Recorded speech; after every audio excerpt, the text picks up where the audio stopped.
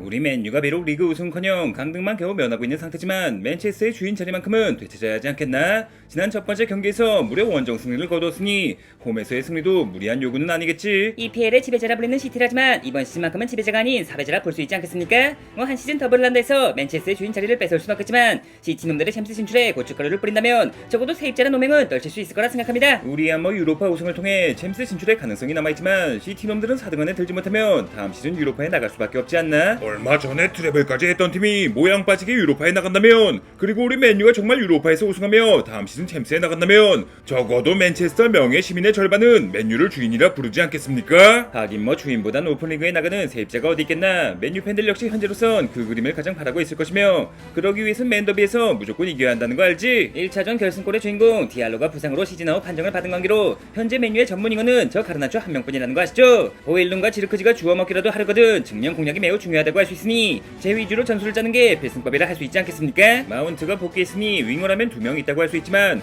홈런왕과 유리몸을 믿고 측면 위주의 전술을 구사하기엔 리스크가 너무 크지 않겠나? 제가 그래도 첼시 시절엔 제2의 램파드라 불리던 선수인데 기회만 주신다면 화끈한 중거리 슛으로 이번 시즌 첫 골을 신고하겠으며, 이제 와서 한 골 넣겠다고 설치는 것보단 해적왕 타이틀을 얻는 게 낫지 않겠나? 너희들은 그저 턴오버만 하지 말자. 잡으면 바로바로 패스하자. 슈팅각이 나오고 수비수가 없더라도 슈팅보단 패스를 선택하자 라는 것만 명심하고, 이번 경기도 늘 그랬듯 브루노 위주의 공격 전개로 홀란드 봉쇄에 초점을 맞춘 선수비 후역습으로 나가는 거다. 로드리의 공백과 스몰 스쿼드의 붕괴로 시티도 사정이 좋다고는 볼 수 없으니 모두가 1인분씩만 해준다면 충분히 이길 수 있다고 생각합니다. 로드리의 복귀에 더불어 비르츠까지 영입한다면 앞으로는 주구장창 승점을 헌납할 예정인데, 이럴 때라도 이겨놔야 요케레스도 맨유 이적에 관심을 보이지 않겠습니까? 요케레스가 얼마 전 나에게 이런 얘기를 하더군. 스승님 밑에서 뛰고 싶은 마음은 굴뚝 같지만 그래도 챔스는 나가는 팀에서 뛰어야 하지 않겠습니까? 이 말이 무슨 뜻이겠나? 언뜻 보기엔 맨유를 무시하는 발언처럼 보이지만 우리 맨유가 챔스 진출에만 성공하면 녀석은 무조건 맨유로 올 거라는 뜻이지 않겠습니까? 그러니 호일룬과 지르크지 같은 주사형 공격수가 아닌 매경기 득점할 수 있는 정통 스트라이커가 되고 싶다면 무조건 유로파에서 우승해야 한다는 말이며, 리그 최강 맨시티에게 더블 정도는 선사해줘야 유로파 우승 후보라 불릴 수 있지 않겠나? 이번 맨체스터 더비가 곧 유로파 결승이란 마음가짐으로 맨체스터의 주인 자리를 되찾으러 가보자고!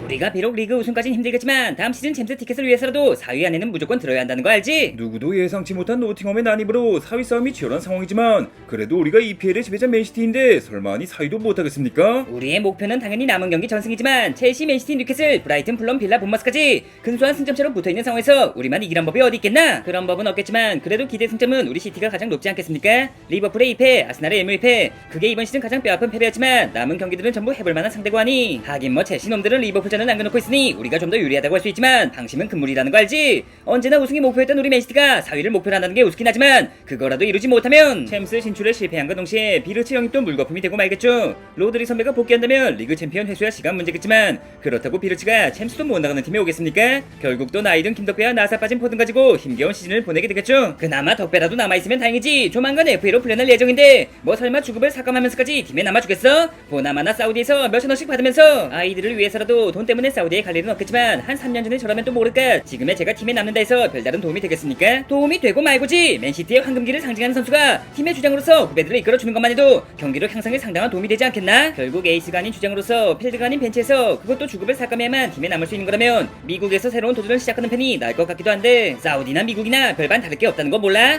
자녀 교육에 진심인 덕배너로서 돈을 좀 덜 받더라도 미국행이 나을 수 있겠지만 계속 맨체스터에 남아있으면 가족들의 행복부터 선수로서의 커리어까지 두 마리 토끼를 한 번에 잡을 수 있으며, 한 번 더 챔스에서 우승할 수 있다면 벤치 멤버라도 팀에 남고 싶겠지만 이미 6번이나 해본 리그 우승을 위해 경기도 못 뛰고 구경이나 하고 있는 건 성격상 좀 힘들 것 같지 말입니다. 경기를 못 뛰긴 왜 못 뛰어? 비르치 영입에 성공한다면 출전 시간이 상당히 줄겠지만 네 패스가 어디 보통 패스야? 경기가 안 풀릴 때 구세주처럼 필드에 등장해 막힌 패스기를 시원하게 뚫어주고 답답할 땐 직접 득점으로 마무리까지 10분 20분만 뛰어도 경기 흐름을 바꿀 수 있는 게 축구도사 김덕배 클래스 아니겠나? 프리미어리그 도막 4번에 올해 선수상 2번, 거기다가 발롱도르 3위까지 해봤던 선수가 10분 20분 뛰는 거로 만족할 수 있겠습니까? 김덕배 스루패스 중독자로서 소신 발언하자면 비르치의 영입만큼이나 중요한 게 덕병의 잔류라고 생각하는데, 두 가지 모두 다음 시즌 챔스 진출이 필수 조건이라 할 수 있으니 일단 챔스 티켓부터 끊어서 재계약 제한을 해야 하지 않겠습니까? 앞서 말했던 우리가 설마 4등도 못하겠나? 남은 경기에서 전승을 거둔다면 2등 3등까지도 노려볼 수 있겠구먼. 그러고 보니 우리 맨시티의 다음 상대가 누구였지? 구 맨체스터의 주인이자 현 맨체스터의 세입자 맨체스터 유나이티드지 말입니다. 그럼 일단 3점 더 챙겼다고 볼 수 있지. 아무리 이번 경기가 세입자놈들의 홈구장 OT라지만 올드 트래퍼드란 말 그대로 옛날에나 무서운 상대였지. 지금은 그저 승점을 무한으로 제공하는 이기면은 승점 자판기를 알 수 있으니 그래도 홈에서 치른 리그 첫 번째 경기에서 패배했으니 만만히 볼 상대는 아니지 않겠습니까? 세입자한테도 가끔 한 번씩 승점을 나눠줘야 계속해서 계약을 유지할 수 있다는 건 몰라? 지난 패배는 어디까지나 방 빼지 말고 남아달라는 의미였으며